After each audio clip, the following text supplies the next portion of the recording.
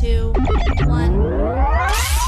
Alright, hello, my name is Michael Mershad with Ultimate Leadership Martial Arts, and I'm here today to talk to you for June's instructor video series. We've been doing these every month, except we skipped May, and so I'm going to do 2 videos this month to make up for it, alright? So, it's about the same thing, balance, about teaching balance in our kids class and our adult class, and today specifically our adult program, how to put a balanced curriculum together, how to teach a balanced class, I think is huge because a lot of times as martial artists, who've been doing this for a while, we'll teach it the way it's always been taught. We'll teach it, we'll kind of get in a rut and start teaching things just the same way over and over again, or kind of forget about the way we've always done things in the past, kind of go the opposite way.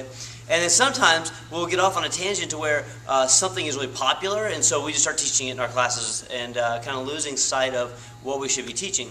And so with all the different things out there that you can bring into your martial arts classroom for your adults, there's a couple things that make adults and kids different, okay? Some kids, they want to get a workout, but almost all adults that come into your program, they want to exercise, they want to get a workout. However, we want to balance that workout. We don't want every class to be a ridiculous boot camp class and then forget about, in fact, teaching Taekwondo, okay? However, they do want to work out. They do want to walk out of the classroom feeling smart about what they're training in, okay? For example, I've gone to seminars before where we did all kinds of very advanced self-defense type techniques or wrist manipulations and locks like that. I'll come into my classroom really excited, and what will I do? I'll teach those, and then my students will be lost because they don't have some of the fundamentals and basics that you need to know for some of that. But instead of going over that, I'll be excited about the new stuff I just learned, and so I'll just go in and teach very advanced things. And they get lost, and they feel like they're not good enough to do that. And so, that's a danger. Adults want to feel like they can get it. So there's a gradual stair-step process you want to go to in teaching certain things. Adults, while they do want to work out, they want to be educated. They want to walk out of the classroom with a lesson of some sort. You may just think the parents want their kids to learn a lesson. Well, adults want to learn a lesson too. They want to be able to tie in what they do on the mat to what they do in their normal life outside of your academy. So that's important. The other thing, of course, they want is they want to be continually, gradually learning how to protect themselves better and have confidence in their martial arts ability and their self-defense ability. And those are a little bit different things, okay? Most adults, they'll tell you anyways, they don't like competition, but slowly sneak in a little bit of competitive type drills, they do actually help, and they really promote a healthy sense of competition within your academy, okay? So, balance, all right? Balance is huge. We are, in our Ultimate Leadership Martial Arts Academy here, so blessed with the adults that we have. We have an awesome adult program. Many of you maybe have classes that are really big, really small. Our classes range on a small class to about 12 to 15, and a big class, we have about 25 adults to maybe even 30 in a large adult class throughout the week. We do offer our adult program Monday, Tuesday, Wednesday, Thursday, Friday, and Saturday. All of our classes are more in the evenings. We don't have day classes. So just kind of give you an overview of kind of what we offer. Students, when they join, they basically can come, we suggest they come twice a week. Some do come 3 times a week. So that's kind of the layout of our classes, okay? Within those classes, they're about an hour long for our adults. And in those classes, the first thing we start off with is our bow-in, okay? And our bow-in, we've changed throughout the years here and there. I think we've really stumbled onto a really good one as far as bowing in and saying in the beginning, in a confident tone where the instructor bows them in and says, Academy tenets begin. And our adults say, I will demonstrate leadership, strength, commitment, knowledge, respect, serve. And so that kind of changes it a little bit. Maybe in your school you say tenets where you say the words, but we threw in front of it, I will demonstrate. And we have to explain what that means to the kids. But I will demonstrate.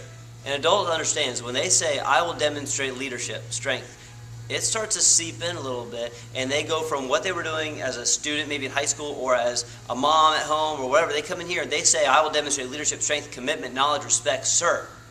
Their class has already started off on a good note, okay? And so right there, then and there, they kind of pronounce what they're going to demonstrate. From there, we go into a couple of warm-up drills to get loose. I have gone back and forth on my warm-up drills. For a while, I was doing a warm-up drill for a whole training cycle, a whole two-month training cycle.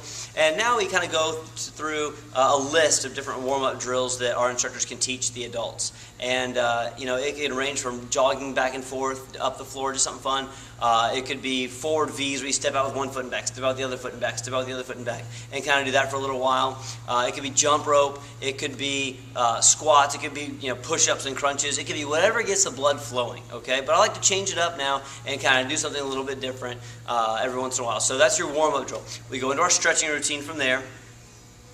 Then from there we go into some floor drills or maybe target pad drills. So that's when class starts. Okay, that's when we go from there. Every class you do has to be exciting, but it also has to serve the mission of your curriculum. Okay, so the way our cycle is laid out is a 10 to 12 week cycle, and over those 10 to 12 weeks, we have specific weeks that we're training on. So maybe one week will be targeting week. Okay, so that week we're working on focus pads and body shields and weight bags and all the different types of things you can hit, okay? Maybe we'll bring the ping pong balls out or cups that we'll punch. Whatever, it's targeting, okay? And so, if I'm teaching targeting week, I have to look at my curriculum that I want taught that week, and maybe I'll transition my forms training to target training with forms, okay? Or sparring into specific targeting.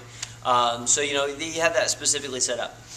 Then from there, as you're teaching your class, look at your class planner, and I say this, I think, in every video, you need to have class planner written out.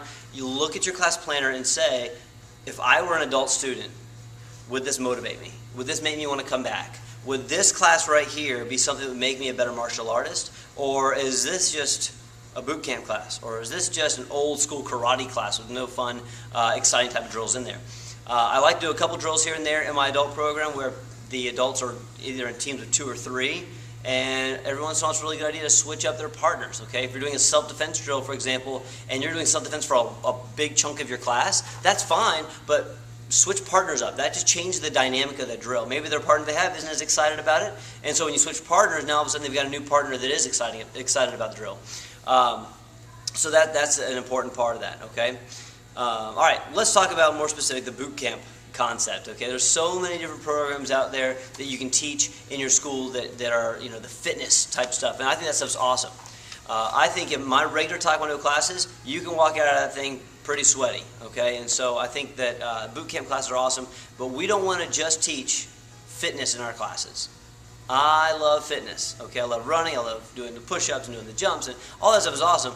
But your adults, they wanted to do a fitness program, but they don't just want to do conditioning the whole class, okay? And so, doing jump front kicks on the pads, is that conditioning? Yes, but it's doing conditioning that makes more sense, doing a jump front kick. So do conditioning your class. Don't feel like, and this is a competition sometimes between instructors, who teaches the hardest class? Who is the hardest instructor when it comes to teaching? And sometimes people feel like that's a badge of honor, but it's not really, okay? Because the best classes are ones that students walk away feeling they've learned something, not like they can barely push the gas on their car, okay?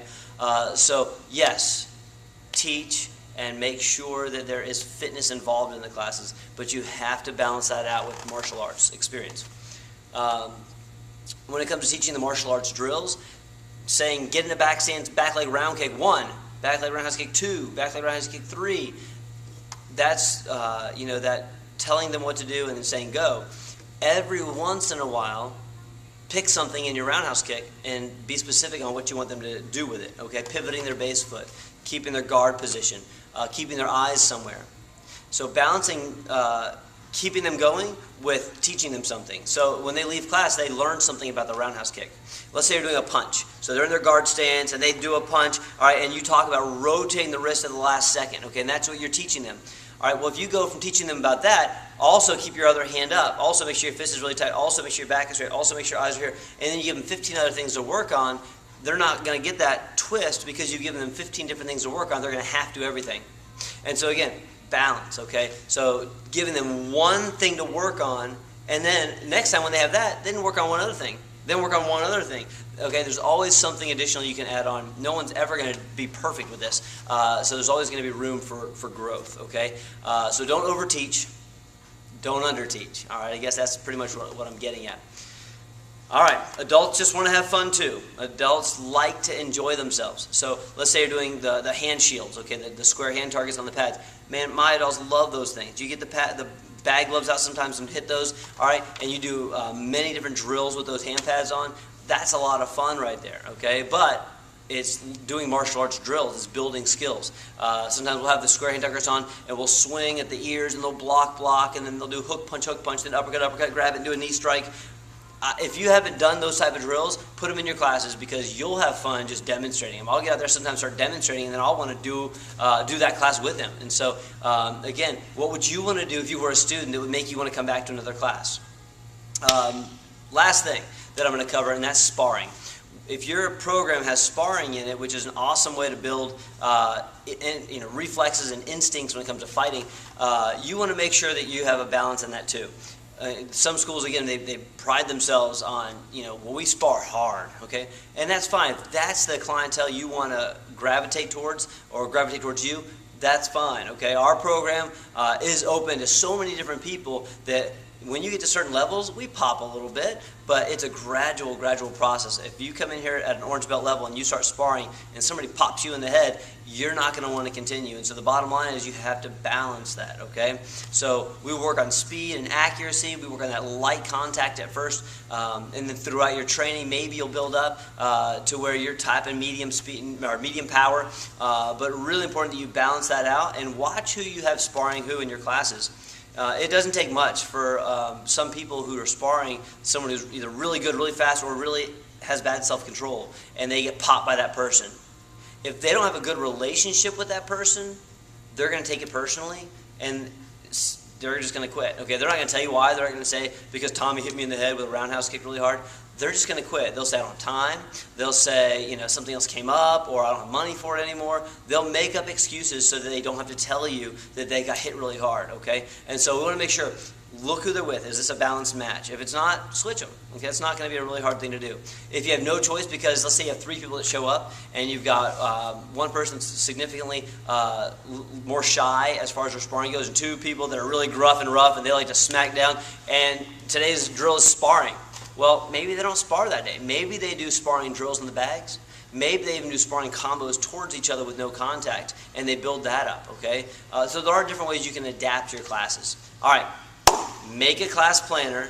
Look at your class planner for your adults. Is this balanced, and as an adult, would you enjoy? Not would you get something out of it, but would you enjoy the class? And would you get something out of it? All right? Again, my name is Michael Mershad with Ultimate Leadership Martial Arts, and I'll see you soon.